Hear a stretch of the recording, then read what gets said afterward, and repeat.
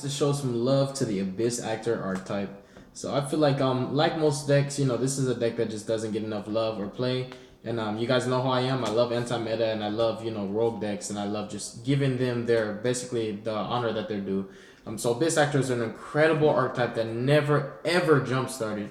The Metafolds Abyss Actor was kind of like still a Metafolds deck, so Abyss Actors their stealth never went anywhere as an archetype. Like they never went anywhere whatsoever. So they've just kind of been like one of those decks that people look at like trash. And so my list is pretty awesome because it's just like turbo. It's extremely consistent and it's just geared to just like draw through the deck so that you can immediately OTK. So it's strong going first, and if you're going second, like it's just really just meant to OTK. But starting off with the monsters, we're playing 3 Funky Comedian. This guy is just really insane. Funky Comedian really suits it. Like his name fits him, the character. This guy, so his scale effect is actually really clutch. So like you can tribute an Abyss Actor, right? And then you target a monster you control, it gains attack equal to that monster's that tributed monster's attack. So there's an OTK you can do that revolves with Funky Comedian and also Abyss Actor Evil Heal.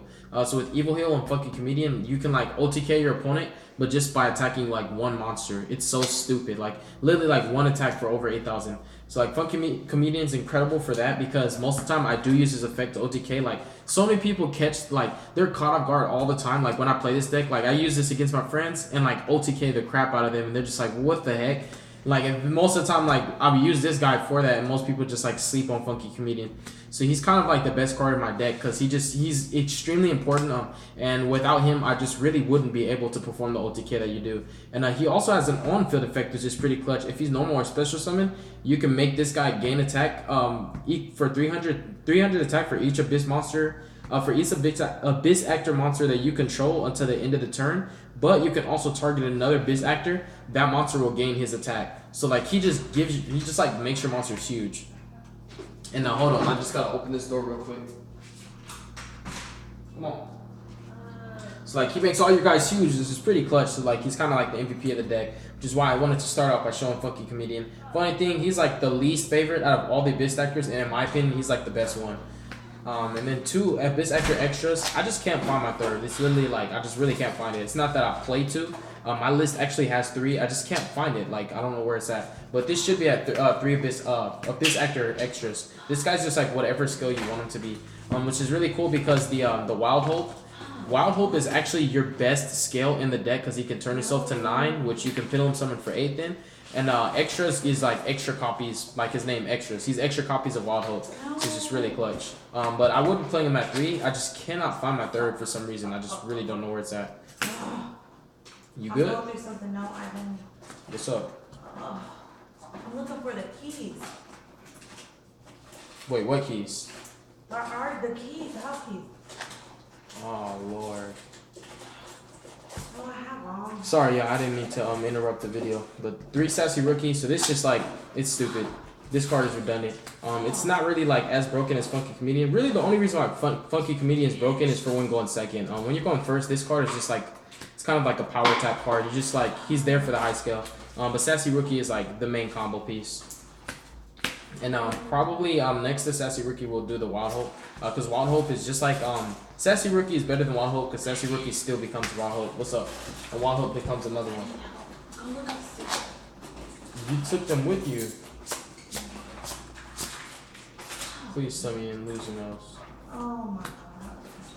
3 leading ladies. This chick is like the most awkward of all the Abyss Actors. I don't even know. She's like the most awkward one. Like her effect is I don't know how I feel about it. It's a good effect, but like because it's so awkward, you like rarely resolve it. But when you do resolve it, it's so good. Abyss Actor Leading Lady is like one of those cards that really helps you late game. She's more or less like a recovery play. And Superstar, probably like the most powerful monster when you're going second. This is how the OTKs become possible. Because you're able to blow up any face-up cards. So basically, you want to kill like every monster that's problematic and save like one monster so that you can Funky Comedian and Evil Heal that. So it's really clutch.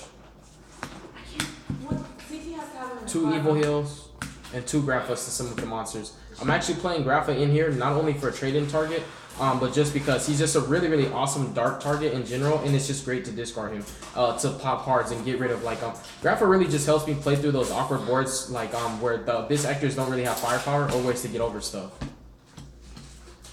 3 Abyss script, the Rise of the Abyss King. This is like the best one.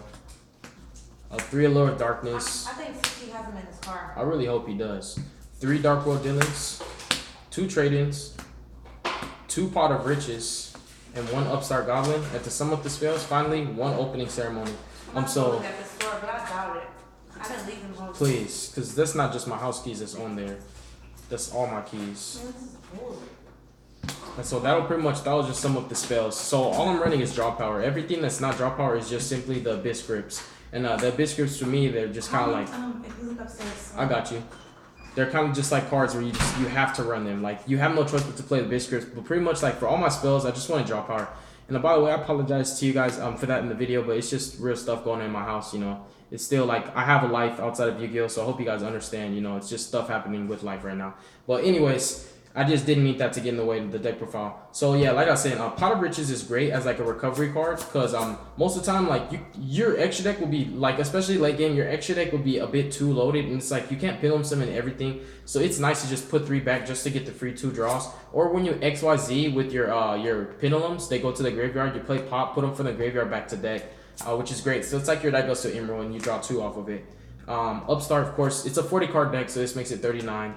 Trade in because you have great targets. When you trade in for your Grapha, you just like not only like do you get the draw power, but you get to clear a card in the way. So it's just really good. That's why I love Grapha in this deck. Like Grapha, he's honestly just like my tech card. You guys know I have to run some tech card, like in some way. My bad, in some way, shape, or form. Like I have to have a tech card in my deck. I just can't play my deck without techs. Like I just have to.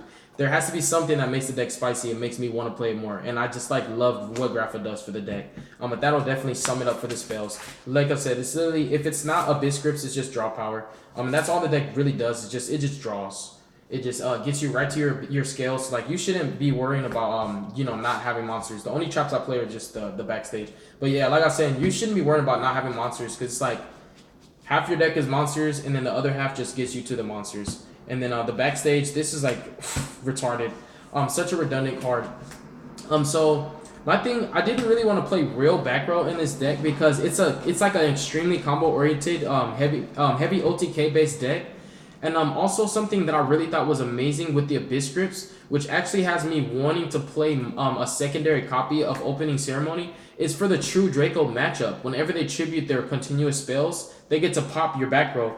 And because you don't play any real back row, if they pop something, it's going to get its effect off and you can like draw 5 cards or you can like search off of this one.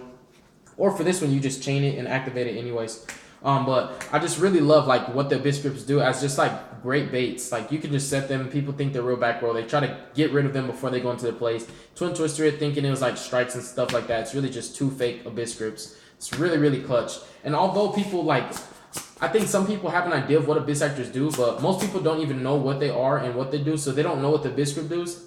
The Abyss Grip spells do, and although some people may know that you're playing it, they also may assume that you're playing real traps. Because if they see you playing this deck, obviously they're like, you know, this guy knows what he's doing. So that'll actually be the main deck. The extra deck was kind of just like a funky situation. Because I never really ran this deck with an extra deck, so I literally just made one just to show you guys for the video. So the only rank 8 I'm actually playing is Zombie Stein. I chose this guy over the Galaxy and also over the Titanic Galaxy and also the Galaxy Eye Cypher Dragon. Reason being is because this guy is just so much more versatile as a card, and he also lets me play the spiders. So I was like, it was like this. You can play Galaxy Eye Cypher Dragon and then like, you know, his package for going second, or you can play this package, which is just a lot more powerful because all these guys are beaters, and like the Galaxy package is like a one-time thing. This is like something you just play with for a long time. And then the Utopia package, because you have to. Diamond Crab King, he just beats over Masterpiece. Really, that's what he's here for. Ragnar Zero for the True Draco matchup, for the Zodiac matchup, for like just almost every matchup. Care Gorgon, because like it's just weird, but this is such a clutch rank for it, comes up a lot. Abyss Dweller, and also the number 80 Rhapsody and Berserk, clutch against the True Draco or the Dino matchup, banishing their traps and spells or banishing their babies. or just any dinosaur so they can't ultimate conductor Tyranno you. So yeah, the extra deck is incomplete, but like I was saying, it actually didn't really need an extra deck. So everything here is mostly for show. Although you can make it all, I like just choose not to go into my extra deck. Because I just like for my pendulums to go back into the extra deck versus, them getting detached and go to the grave. Because this deck, like, it doesn't really have a lot of monsters. Considering the fact that it's a pendulum based deck, that's like a little bit of monsters. So you just really want to just maximize, like, use them the most that you can. So it's a rare occasion when I actually XYZ, because when you XYZ with 2 pendulum monsters, you're effectively just giving them up. Like, you're sacrificing them because they're not going to go back to your extra deck. They're going to be gone for good. So that's why I really don't like to go into the extra deck a lot, except through pendulum summoning. But tell me, guys, what you think of this deck. Give your honest opinion and feedback on it. I do apologize for that, that small little I guess we can say interruption in my video, but old lady was looking for my keys because I think she lost my keys, but hopefully she'll find it. So you guys pray for me, man. Thank you guys so much. God bless y'all. Thank you for watching this video, and give your honest opinion and feedback on the deck. Of course, if you love Abyss Actors, if you're a fan of the deck, then I'm sure that you're gonna love this video. And also, just what's your opinion on how you think pendulums would do? Because I'm that kind of person. I'm really that guy that's gonna be like, let's try to run pendulums in link format. I'm just that guy. I'm sorry. But anyways, y'all be safe, make good choices, don't hurt your brain cells, and y'all have a wonderful night. God bless you.